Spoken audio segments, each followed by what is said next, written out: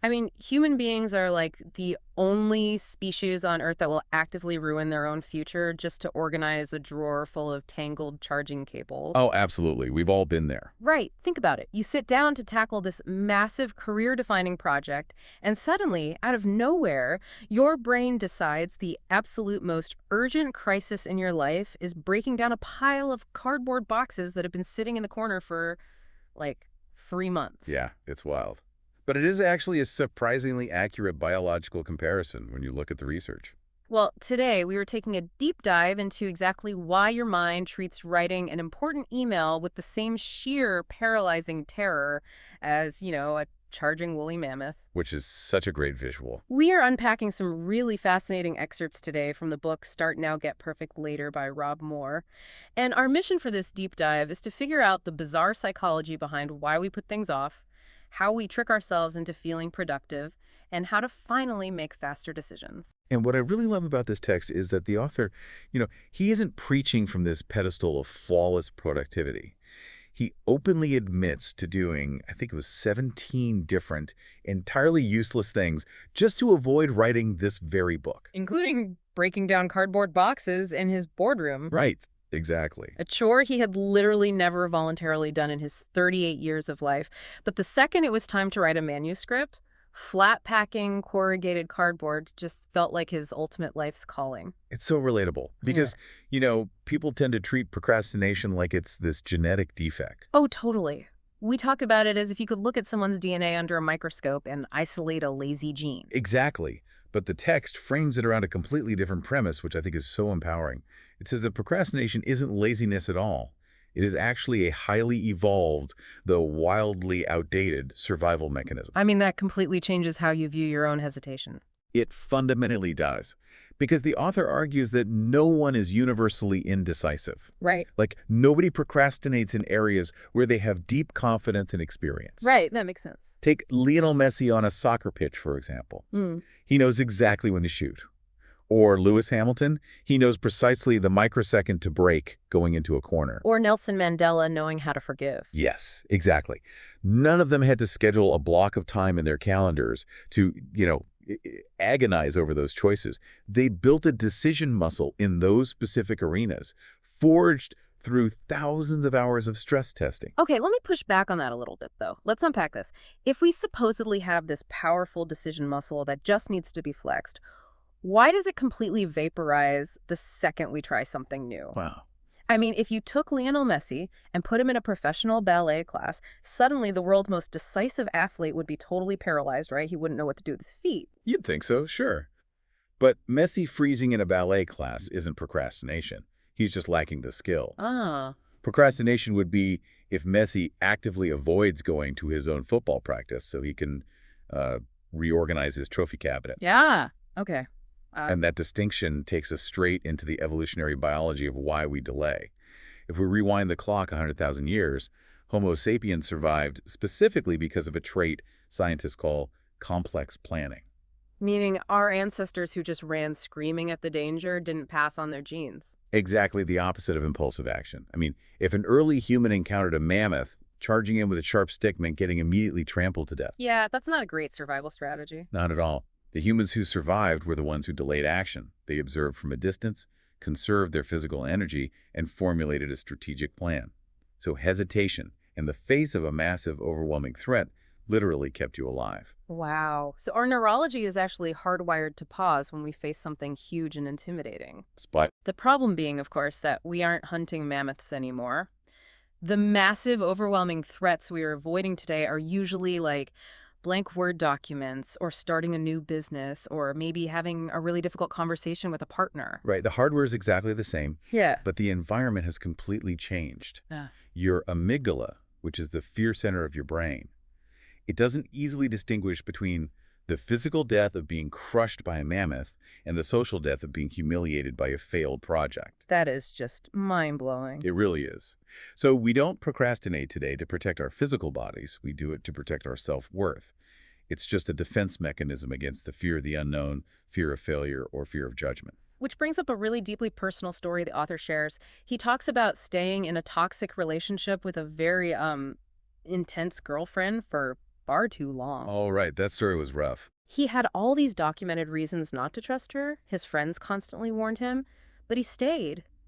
And it actually escalated to the point where she physically slapped a female friend of his clean in the face while that friend was working in a shop. Which is just a physical manifestation of a completely untenable situation. Yet, he still struggled to leave. Yeah, he stayed out of pure fear of the unknown. I mean, he dreaded being alone. He felt this lingering guilt because he liked her parents.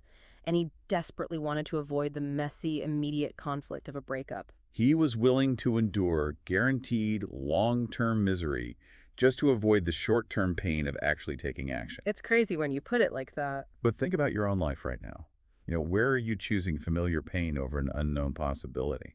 Procrastination in high-stakes personal situations like a toxic relationship or a dead-end job is just an attempt to preserve the status quo. Because the brain prefers a mapped-out known threat over an unmapped, unknown future, no matter how miserable that known threat might be. Exactly.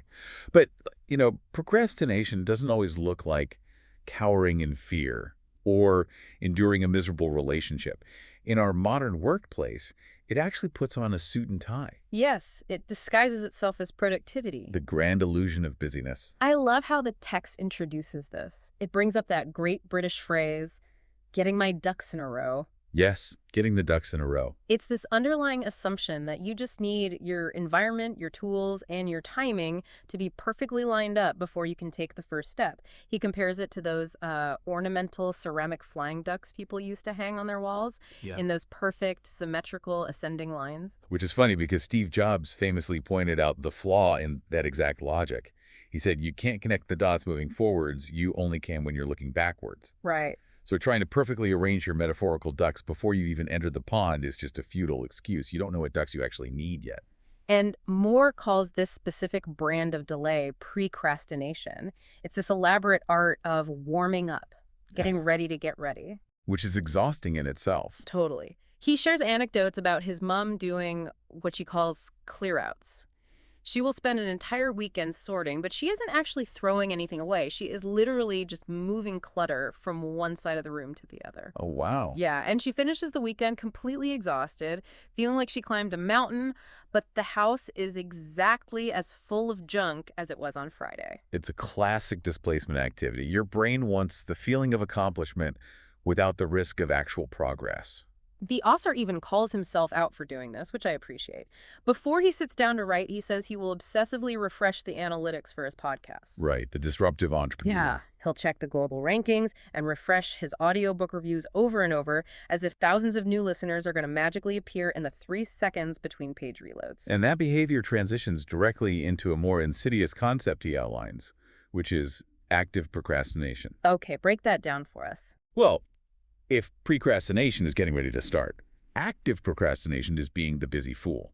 It is essentially surrendering control to what he calls your inner bastard. Ah, yes, that sadistic little alter ego in your brain that manipulates you into executing the mundane flawlessly while entirely ignoring what's critical. Precisely. Like you spend 2 hours color-coding your email inbox, you feel incredibly busy, your pulse is elevated, but you haven't moved the needle on your actual life goals by 1 single millimeter. The author provides this brilliant, though somewhat disastrous example of this from his own marriage. Oh, this story is amazing. His wife was perpetually busy, and he wanted her to have more free time. Admittedly, he hoped it would lead to more intimacy, so he just threw money at the problem. He hired a cleaner, a cook, a gardener, an extra personal assistant, a driver, and an au pair. Basically outsourced her entire life. He outsourced virtually every domestic and administrative burden she had. And it backfired spectacularly. She was still just as exhausted, still just as busy, and he still wasn't getting the quality time he was hoping for. What's fascinating here is that busyness obeys Parkinson's law. Work expands to fill the time available for its completion. Right. If you don't intentionally prioritize deep, meaningful work, your brain will automatically invent new, menial tasks to fill the void. Because it craves that cheap dopamine hit of ticking off 10 tiny, unimportant emails. It's like a false sense of achievement. Exactly. It's a delusion that protects our ego. That shallow momentum masks the terror of tackling the one massive, daunting task that carries the risk of failure. Have you ever gotten to the end of a chaotic, exhausting day, only to realize you achieved absolutely nothing meaningful for yourself? Yeah, that hits close to home. But that dopamine hit from fake busyness eventually wears off. And when it does, you're forced to look at the physical wreckage of the things you've been ignoring. The tangible costs. Right. Let's move from the psychological avoidance to the disgustingly physical reality of it. The author shares this story from his university days about living in a shared house with a guy named Mike. Oh, the kitchen story. Yes. They fully embraced squalor. Instead of washing their dishes, they would just throw them in the bin and buy cheap new ones. A strategy that is both financially ruinous and just completely unsustainable. Obviously. Hmm. So predictably, they ran out of money. And then they started stacking dirty pans, plates, and mugs higher and higher in the sink, on the counters, just everywhere. It makes my skin crawl. It became such a horrific, overflowing biohazard that their solution was to simply shut the kitchen door and lock it for 2 entire years. Wait, 2 whole years? Yes, 2 years. They used neighbors' kitchens, they ordered takeout, and they collectively pretended their own kitchen had just ceased to exist. It is the ultimate manifestation of mental compartmentalization brought to life in a physical space. Exactly. Until the very last day of their degree, when they had to move out, they unlock the door, slowly inch it open, and a literal tornado of fat, mutant, angry bluebottle flies erupts into the hallway. That is repulsive. He said the stench was apocalyptic. It took them an entire grueling day of fumigating, scrubbing hardware, and throwing away ruined appliances to fix it. But the core lesson there is profound. A decision to do nothing is still an active choice. Ignored problems don't just vanish, they compound. They rot, they fester, and they breed mutant bluebottles in your mind. We just harbor this lingering childish hope that if we ignore a problem long enough, someone else will swoop in and save us. But no one is coming. The task just gets bigger, hairier, and much more expensive to clean up. Doing nothing has an astronomical interest rate. And another way we try to avoid paying that deep work toll is by dividing our attention so thin that we never actually have to face the hard thing. Yeah. The author calls this task jumping. Right, which is what most of us mistakenly refer to as multitasking. Exactly. But true multitasking is largely a neurological myth, unless one of the tasks is entirely passive. Like listening to a podcast at the gym. Exactly. Listening to a deep dive while running on a treadmill works because running is automated by your motor cortex. But trying to draft a client proposal while checking Slack messages and scrolling social media, that is just task jumping, and it completely devastates your cognitive bandwidth. Here's where it gets really interesting, because we basically treat our brains exactly like a web browser. Oh, that's a perfect analogy. We open 50 tabs, email, a spreadsheet, a text thread, a news article, and we constantly jump between them. And then we sit back, totally frazzled, wondering why our mental fan is spinning at maximum speed and the whole system is crashing. And the source material provides hard data on this cognitive crash. It cites research from Gloria Mark at the University of California. Her team found that people switch activities in the workplace, on average, every 3 minutes and 5 seconds. 3 minutes, that's nothing. Right. But here is the devastating metric. Once interrupted, it takes an average of 23 minutes and 15 seconds to fully regain your focus on the original task. Wait, 23 minutes? Just to recover from a 3-minute distraction. That is an insane ratio. Why does the brain penalize us so heavily for just glancing at a text message? Because of a phenomenon known as attentional residue. When you switch from writing a report to reading an email, your brain doesn't instantly clear its cache. Oh, okay. A significant portion of your cognitive processing power remains stuck on the email, analyzing its tone or implications, even after you've gone back to the report. All your mental energy is wasted just trying to boot the system back up. So this constant starting and stopping completely shatters your ability to enter what psychologist Mihaly Csikszentmihalyi calls the flow state, right? Exactly. Flow is biologically and psychologically crucial for deep work. It's that magical zone where time distorts, hours feel like minutes, and you are producing your absolute best work effortlessly. And flow requires a very specific neurological balance. It happens when the challenge of the task perfectly matches your highest skill level. It demands total immersion. But when you allow constant interruptions, you pull yourself out of the deep end. Exactly. You force your brain back into the shallow water. You stay perpetually exhausted from the context switching, but you never actually produce anything of value. So what actually keeps us actively avoiding that deep end? Because if the flow state feels so rewarding, why do we sabotage it? Well, usually it comes down to the paralyzing weight we attach to the outcome of the task itself. We avoid the task because we are terrified it won't be perfect. Oh, right. You hear this in job interviews all the time, like, what's your biggest weakness? And they say, oh, I just care too much. I'm a perfectionist. People wear it like a badge of honor. They really do. But they completely ignore that perfectionism is often a psychological prison. They ultimately melt down when one of their ducks is moved. Yes. The author illustrates this with his own extreme, almost obsessive compulsive behavior at university. He would organize all his shirts on a clothing rail by color, gradient darkest black, fading perfectly into the lightest white. That is some dedication. Oh, it gets worse. He spaced every single hanger exactly a nano-inch apart. His expensive boots were meticulously tucked under the rail at the exact same angle. Wow. So his friends obviously figured this out, and they would walk in and just slightly nudge one shoe or push one hanger a fraction of an inch to the left. And his brain would completely short circuit? Totally. He would have to stop whatever he was doing and painstakingly reset the entire rail. It sounds funny, but he experienced the tragic, paralyzing reality of this later in his life when he tried to make a living as an artist. Right, the art career. He failed commercially, and he admits it was because he was too terrified to actually show his paintings to galleries. He just kept painting in isolation, literally filling his house with unsold canvases. And that is the tragic irony. It's active procrastination fueled by perfectionism. He avoided the one crucial task, selling the art, because he couldn't separate his core identity from the critique of his work. Yeah, that makes a lot of sense. In his mind, if a gallery owner looked at a painting and rejected it, they weren't rejecting oil on canvas, they were rejecting his soul.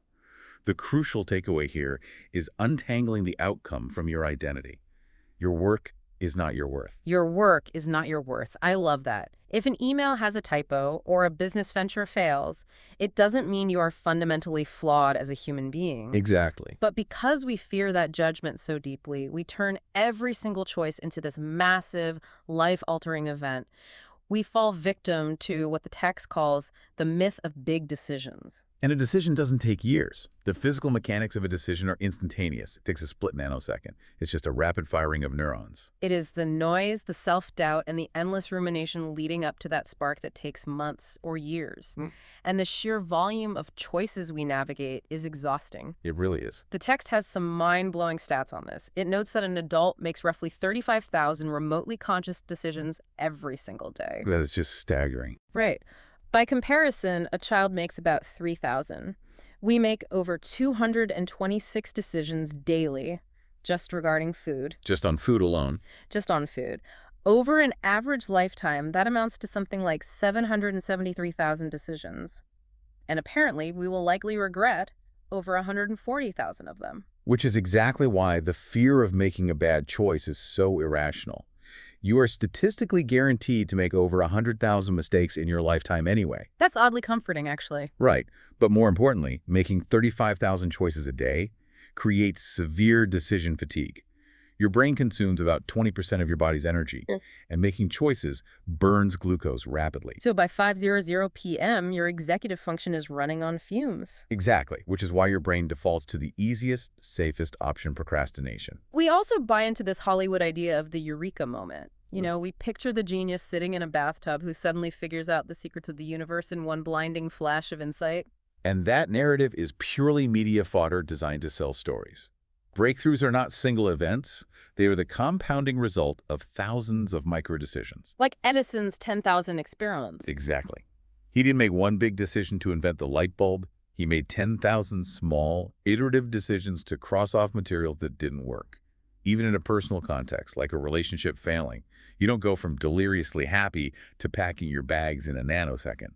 It is months or years of tiny, unspoken resentments and small choices compounding. So what does this all mean? It means if you are sitting there right now feeling completely overwhelmed or paralyzed by a massive project, you don't need a stroke of genius. You just need to start making small decisions to dig your way out. Fail forward fast. But to actually make those small decisions, we have to clear the mental noise, specifically the noise of our past mistakes and our fears of what others think. The amount of cognitive bandwidth we waste on imagined conflict is staggering. Oh, it's hilarious how much time we spend arguing with people in our own heads. Like someone cuts you off in traffic or a coworker sends a slightly passive-aggressive Slack message, and suddenly you are in the shower delivering an Oscar-worthy monologue. Absolutely destroying them in a debate that will never actually happen. Yes. The author shares a horribly embarrassing moment about this. He was the main speaker at an event, and he was pacing a corridor beforehand, getting so heated in an imaginary argument that he pushed open a set of double doors, stormed into a bathroom stall, and realized far too late he had confidently marched straight into the ladies' restrooms. Our imagined reality frequently disrupts our actual reality. The data reflects this waste of life, too. The average person spends 1 hour and 50 minutes a day fretting. Wait, an hour and 50 minutes every single day? Every day. And over a 64-year span, that accumulates to 4 years and 11 months. Wow. You will spend roughly 5 entire years of your life agonizing over scenarios that rarely even materialize. 5 years of your life? Gone. Just wasted. And a massive portion of that anxiety is chained to the past. Moore uses a fantastic analogy he calls the polar bear piggyback. That's a great concept. He talks about an ex-girlfriend who was entirely obsessed with her former partner, a guy named Dick. She analyzed everything Moore did in comparison to Dick.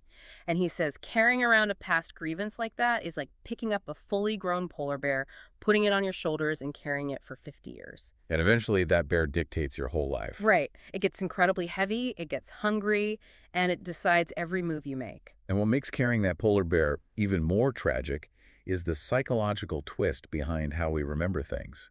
Research from Northwestern University demonstrates that human memory isn't a static video recording stored on a hard drive. Which is how most of us think it works. But it's not. When you recall an event, you aren't accessing the original file. You are only recalling the last time you remembered it. So it changes like a game of telephone. Exactly. Every time you think about the past, your brain is rewriting it. You aren't just carrying the polar bear. Every time you replay the grievance, your brain is actively feeding the bear and making it heavier. The injustice you are holding on to from a decade ago is likely vastly distorted from what actually occurred. And the other person involved probably doesn't even remember it at all. Which perfectly sets up the story of the author's school friend, Dave. The author and Dave reconnected after 30 years. Now, Moore had been harboring this deep emotional trauma from a specific physical education class where he was forced to wear his Y-front underwear pulled all the way up to his armpits. Oh, no. Yeah, he carried the humiliation of this event for 3 decades. He finally brings it up to Dave, bracing himself for the reaction, and Dave has absolutely zero recollection of it happening. Because of the spotlight effect. We all walk around believing we are the main character on the stage, assuming everyone else in the theater is analyzing our performance. Moore had this exact epiphany during a public speaking course in 2006. He was terrified of being judged by his peers. Then he looked around the room and realized that the people waiting to speak next weren't scrutinizing his hand gestures or his vocal tone. They weren't even listening to it. Exactly. They were sitting there consumed by terror about their own upcoming speeches. Everyone is far too busy worrying about themselves to judge you. They're worried about their own pulled-up Y-fronts. If you can internalize that, if you can just cut your worry about external judgment in half, you will reclaim years of cognitive freedom. You remove the very fear that triggers the procrastination survival mechanism in the first place. We have covered some incredible ground today. The core philosophy woven through all the source material is basically a call to action. Stop waiting for the mythical perfect moment because it just does not exist. It really doesn't. Decisiveness is not a trait you were born with. It is a muscle you build. Your work is not your worth. And you need to stop preparing to start and just start. Stop lining up your ceramic ducks. I completely agree. And the most liberating realization of all is that no decision is truly final. A bad decision can be immediately corrected with the very next small decision. We've learned today that a decision to delay, whether that means locking a rotting university kitchen door for 2 years or obsessively checking analytics to avoid writing, is ultimately a decision to do nothing. Spot on. So I want to leave you with a final lingering thought. When you look at your to-do list right now, what is the nothing you are accidentally choosing today? And what beautiful, messy, imperfect something could you replace it with right now? Start now. Get perfect later.